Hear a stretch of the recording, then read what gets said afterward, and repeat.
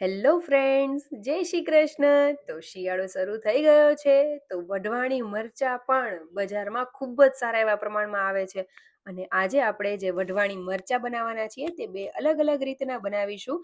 તો જરૂરથી વિડીયોને એન્ડ સુધી જોતા રહેજો. તમારું સ્વાગત છે મારી ચેનલમાં. અને આજે આપણે એવી રીતે વઢવાણી મરચાં ભરીશું, એટલે કે રાયતા બનાવીશું કે જે લોકો ઓફિસ વર્ક કરતા હોય, જેની પાસે ઓછો સમય હોય આવી બધી અથાણા ને એવું બધું પ્રિપેરેશન કરવાનો, તો તે લોકો સહેલાઈથી કઈ રીતે બનાવે ને એ આપણે જોઈશું.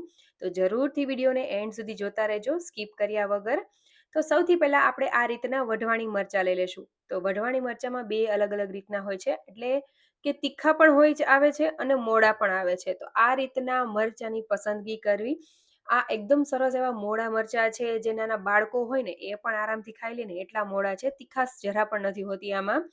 અને આની સ્કીન જે હોય છે તે પતલી હોય છે. અને મરચાં એવા લેવા કે જે સરસ એવા કડક અને એની ઉપરની જે દાંડલી હોય ને તે ગ્રીન કલરની હોય ને એ રીતના પસંદ કરવા, એટલે કે એકદમ તાજા. તો આ રીતના મેં મરચાં લઈ લીધેલા છે અને તે મેં ધોઈ લીધેલા છે. અહીંયા અત્યારે હું આજે તમને જેટલું પણ અથાણું બનાવવું હોય ને એ કઈ રીતે બનાવવું ને એ શીખવાડીશ.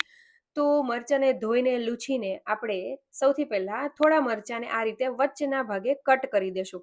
તો આજે આપણે ભરીને અથાણું પણ બનાવીશું અલગ રીતનું, અને ઇન્સ્ટન્ટ બની જાય કઈ રીતે એ પણ બનાવીશું. અને જે લોકો પહેલી વખત વઘાર કરતા શીખતા હશે ને એ લોકો પણ સરળતાથી બનાવી શકે ને એ રીતે પણ શીખીશું. તો આ રીતે મેં થોડા મરચાં, એટલે કે જેટલા તમારે બનાવવા હોય એટલા મરચાંમાં આ રીતે વચ્ચે કટ કરી લેવાનું. હવે આપણે એક વાટકી લઈ લેશું, તેમાં મીઠું લીધેલું છે મેં 1 થી 1.5 ચમચી જેવું, પણ આટલા બધા જરૂર નથી. 1 ચમચી જેટલું મીઠું લેવું, અડધી ચમચી જેટલી હળદર પાવડર એડ કરીને મિક્સ કરી દેવું. હવે એક એક મરચાંમાં આ રીતે આપણે ભરતા જશું. અગાઉ પણ મેં એક વઢવાણી મરચાંની રેસિપી શેર કરેલી છે, જરૂરથી એ પણ જોજો, બહુ સરસ એવા એ પણ બને છે. હવે આ રીતે આપણે મરચાંને અંદરથી થોડું એવું હળદર મીઠું ભરીને આ રીતે રાખી દેશું. તમે જોઈ શકો છો સરસ એવું થઈ ગયું છે. થોડું થોડું આપણે એડ કરેલું છે, જેથી કરીને જે મરચાંનું પાણી છે એ નીકળી જાય અને લોંગ ટાઈમ સુધી તે સારા રહે, એ રીતે આપણે કરીશું. હવે તેને ઢાંકીને 8 થી 10 કલાક માટે એમને રહેવા દેશું, જેથી કરીને તેનું પાણી નીકળી જાય. હવે આપણે જે બીજી રીત જે શીખવાના છીએ તેના માટે મરચાં લીધેલા છે તેને વચ્ચેથી આ રીતે કટ કરી લેશું. એટલે તમે જોઈ શકો છો કે કઈ રીતના મેં કટ કરેલા છે. આ રીતે કરીશું. અને જેટલા પણ તમારે બનાવવા હોય ને એ રીતે તમે બનાવી શકો છો. આ ઇન્સ્ટન્ટ બની જાય ને એવું અથાણું છે, એટલે કે જ્યાં અડધા, એટલે કે બે ફાડા કરેલા છે, તો એ આપણે ઇન્સ્ટન્ટ બનાવીશું. હવે તેને સાઈડમાં રાખી દેશું. અહીંયા મેં કોઈ પણ જાતનું માપ નથી લીધેલું મરચામાં કે એમાં, કે કેટલા કેટલા બનાવવાના છે. તમે જેટલા બનાવો એટલા બનાવી શકો છો. હવે આપણે એક મિક્સર જાર લઈ લેશું. તેમાં મેં અત્યારે 3 ચમચી જેટલો રાઈના કુરિયા લીધેલા છે, સાથે 3 ચમચી જેટલા ધાણાના કુરિયા લીધેલા છે, અને આ છે મેથીના કુરિયા. તો એ પણ મેં 3 ચમચી જેટલા જ લીધેલા છે. તો તમે તમારી ચોઈસ પ્રમાણે તમે વધતા કે ઓછા પ્રમાણમાં લઈ શકો છો. માની લો કે તમને થોડું કડવાશ જેવું લાગતું હોય તો મેથીના કુરિયા થોડાક 1 ચમચી ઓછા એડ કરો તો પણ ચાલે. હવે 1 ચમચી જ ભરીને આપણે વરિયાળી એડ કરીશું. હવે આપણે બધી વસ્તુને આપણે ગ્રાઇન્ડ કરી લેવાની છે. સાવ પાવડર નથી કરી દેવાનો કે એકદમ અધકચરા સાવ રે એવા પણ નથી કરવાના. આ રીતનો પાવડર કરી લેશું. તમે જોઈ શકો છો. આનું એક બેનિફિટ એ છે કે તે સરસ એવું કોટિંગ થઈ જશે. જે આપણું મરચાંને છે ને એમાં સરસ એવું બાઇન્ડિંગ આવશે, એટલે કે કોટિંગ સરસ એવું થશે. જ્યારે તમે એક એક બાઈટ લેશો ને એમાં તમને સરસ એવો મસાલો આવશે, એટલા માટે. હવે આપણે તે એક થાળીમાં, એટલે કે પોળું વાસણ હોય ને એમાં રાખી દેશું અને વચ્ચે ખાડો કરી લેશું.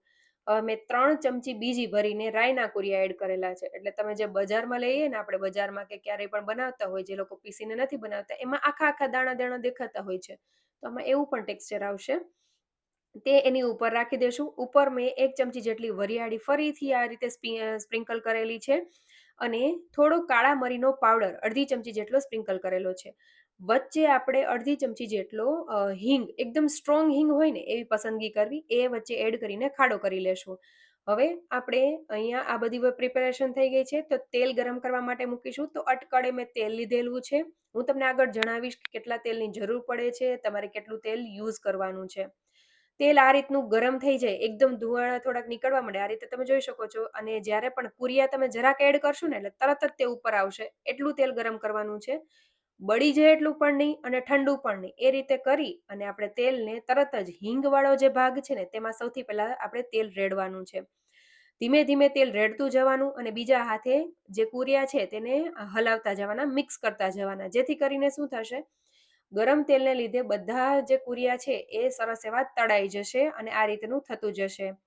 હવે તમને એવું લાગે કે આપણે વરિયાળી 2 વખત યુઝ કરેલી છે, તો પહેલાં જ્યારે પીસવામાં યુઝ કરેલી તેનાથી સરસ એવી સુગંધ આવશે અને જે ઉપરથી આખી એડ કરેલી છે ને, તે ખટાશ, ખારાશ અને એ બધું ચડશે ને એટલે ટેસ્ટ એનો બહુ જ સરસ એવો લાગશે. જરૂરથી આ રીતે એડ કરજો, બહુ સરસ એવો ટેસ્ટ લાગે છે. હવે તેલ આપણે તમે જોઈ શકો છો કે કેટલું મેં એડ કરેલું છે. કુરિયા ઉપર થોડું-થોડું જ તમને દેખાય ને એટલું આપણે તેલ એડ કરવાનું છે. તેલ, મીઠું અને એ બધી વસ્તુ છે તે ખટાશ એ પ્રિઝર્વેટિવનું કામ કરતું હોય છે એટલે એ પ્રમાણે એડ કરવાનું. હવે અહીંયા આપણે તેલ એડ કરી દીધેલું છે અને આ બધી વસ્તુ ગરમ જ છે ત્યારે આપણે મીઠું એડ કરીશું. તો મેં 3 ચમચી જેટલું અત્યારે ભરીને એડ કરેલું છે અને થોડો હળદર પાવડર મેં એડ કરેલો છે, અડધી ચમચી ઉપર. હવે આ મિશ્રણ જ્યારે ગરમ જ છે ત્યારે આપણે બધી વસ્તુને હલાવી લેશું અને સરસ એવું કરી લેશું. તમે જોઈ શકો છો કે તેલ કેટલું છે. ઇન કેસ તમારે તેલ ઓછું થયું હોય તો જે તેલ ગરમ થયેલું છે તે એકદમ ઠંડુ થઈ જાય, સાવ ઠંડુ થઈ જાય પછી જ એડ કરવું. હવે આમાં એડ ન કરવું ગરમ ગરમ તેલને. અને જ્યારે તમે હલાવતા હોય ને ત્યારે તમને ખ્યાલ આવી જશે કે કુરિયાની ઉપર થોડું-થોડું તેલ રહે ને, તે એટલું તેલ આપણે એડ કરવાનું છે. હવે આ મિક્સચરને કમ્પ્લીટલી ઠંડુ થવા દેવાનું.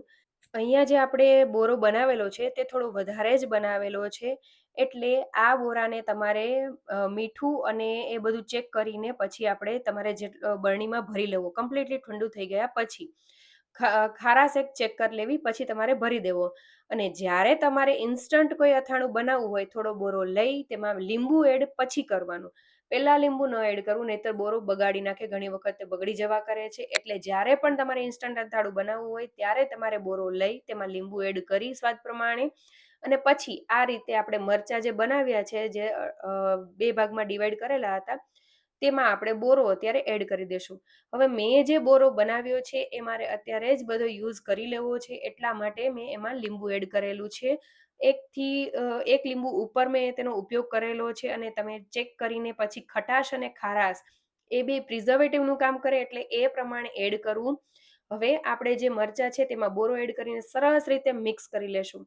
આનો ફાયદો એ પણ થાય કે બોરો આપણી પાસે પડેલો હોય, તમે જોબ કરતા હોય તો મરચાંને કાપી અને તરત જ તેમાં મિક્સ કરી, લીંબુ એડ કરી અને તમે તેને યુઝ કરી શકો છો. અને તમારે જેટલા પ્રમાણમાં, ઘણા લોકોને થોડો વધારે બોરો ભાવતો હોય, થોડો ઓછો ભાવતો હોય તો તમે એ પ્રમાણે પણ ખાઈ શકો છો. આ એનો બહુ સારો એવો બેનિફિટ છે. તમે જરૂરથી ટ્રાય કરજો. હવે આપણે આ રીતે થઈ જાય એટલે બરણીમાં ભરી અને આપણે તેને ફ્રીજમાં રાખી દેશું અને બારે નથી રાખવાનું, ફ્રીજમાં જ રાખવાનું છે અથાણાને.